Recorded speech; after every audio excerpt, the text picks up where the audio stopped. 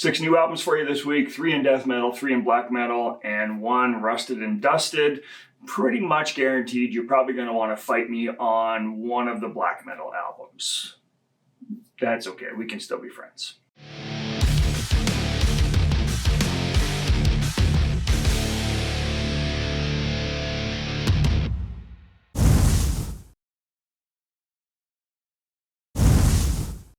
First up in the death metal category, I've got Abyssal Rift with Relics of Great Ash. Now this leans a little more to the brutal side vocally, but the music still has a lot of depth throughout the album. There are sections of melodic passages, some groove, a little bit of doom. Overall, this one is one of the heavier albums for the week, but one that I'm definitely adding to my physical collection. The only reason this landed in 3rd place overall is the vocal style. I know some of you still enjoy this, but not everyone likes when the vocals are kind of more growl than discernible words.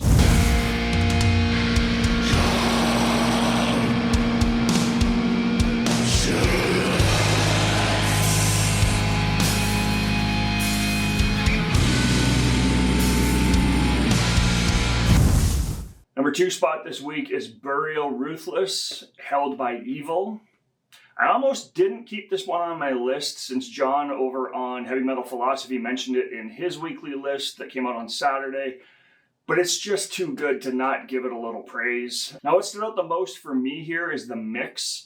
When an album allows for all the instruments to have such a clear voice without sounding like they're all fighting for attention, I find myself just playing the tracks, if not the entire album, just over and over and over to take it all in. It's one of those things that it's like like an earworm. It just digs and digs and digs into my brain to the point where I just have to listen to it again. Once again, this is another album for my physical collection, and even though not the top pick for this week, I'm highly considering this one as a contender for my album of the year.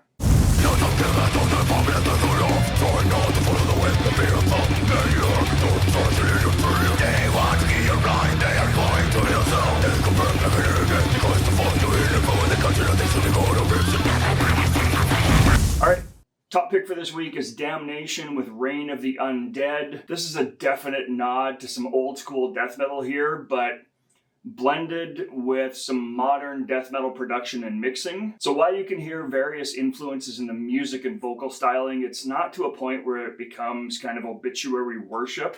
And I mean, that album cover by John Zig, aka Skingraver, like how can you go wrong? Go check his art out. Now, I wasn't able to find an actual physical copy of this one yet, but will be adding it to my physical collection as soon as possible. Something that stood out the most for me on this one is that it's not just the same song 8 times over with a different tempo or different riffs.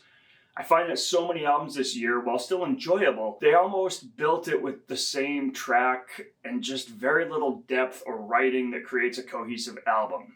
But they do offer enough difference between the tracks to keep me interested in listening. Absolutely no chance of that here. Writing and song structure are completely varied, and there wasn't a single point where I was looking to skip or started getting bored, but yet it still sounds like the same band throughout the entirety of the album.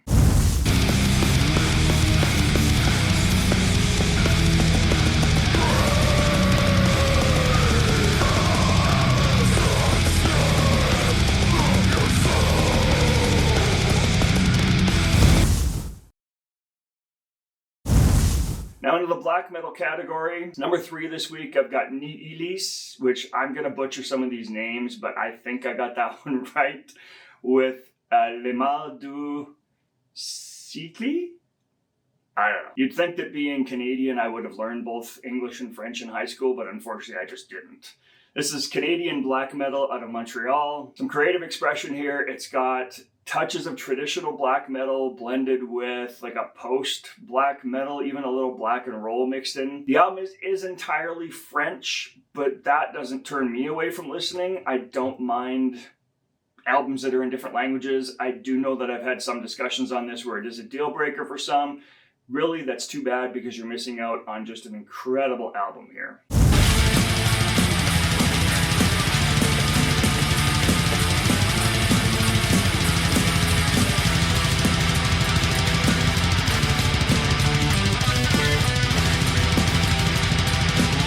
Next up, we have Gravplåga Gravplåga with Veneration of Chaos. This is Swedish black metal. Now this is a solo project that completely kicked my ass.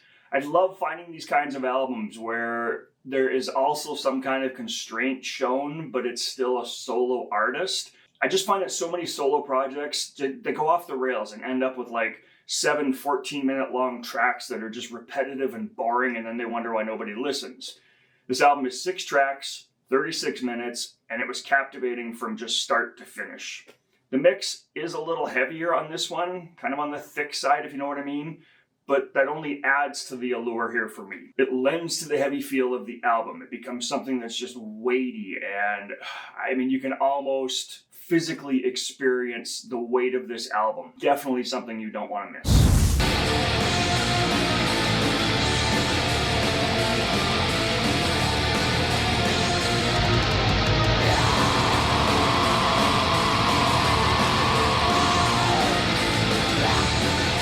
And last up, top spot. Some of you are going to fight me on this one, I know it, but this is Soulrazer with Noxious Creation. Now, I know that some of you might go and look at the Metal Archives tag and argue that this belongs in the death metal pile. It is technically listed as blackened. I believe it's blackened death metal or death black metal, one of the two. But sure, I mean, if you're a strict purist, that's where it belongs. It doesn't belong in black metal. It probably does lean a little more over to the death metal side. From a music perspective, it has that sonic thickness to it. But to me, the sheer venom in the vocal styling and the dark kind of anti-religious atmosphere, they place this squarely in the black metal camp. It's chaotic, it's hostile, and I'm keeping it right here in the black metal. So with all of that out of the way, sonically, this album hits hard, but it also gives you room to breathe with a few little interludes where it slows things down or pivots into like an almost orchestral, clean guitar melody section. Now overall, you get heavy, crushing riffs, seamlessly blended with classic tremolo picking and just savage blast beats sparsely throughout. So if you are willing to accept a little leeway and a style that respects South American metal history, I think you'll agree this is a top pick for the week. Rising through darkness is spreading disease. Malicious. I've skipped the other genre for this week. Normally I do like 9 albums, but there just wasn't anything that really grabbed me in like the doom, deathcore, or other genres. I just didn't find anything. So let's just head straight into this week's Rusted and Dusted.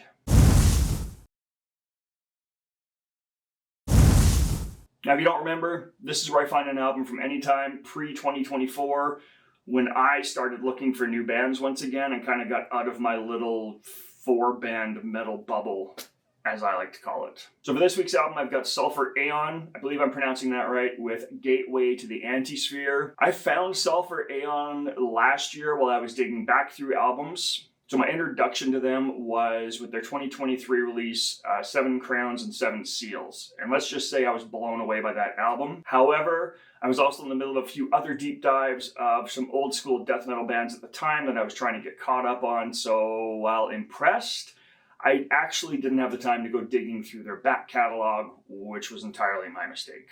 A few of the members here have worked together previously in a band called December Flower. This is something worth checking out if you like Sulphur Aeon. It's a little different, but be warned, there is only a single album released before they split up. The Sulphur Aeon sound is thick with blackened death metal. Songs revolve around Lovecraftian lore and Cthulhu mythos. Now, I give this one a mum rating of play until your neighbors call the cops.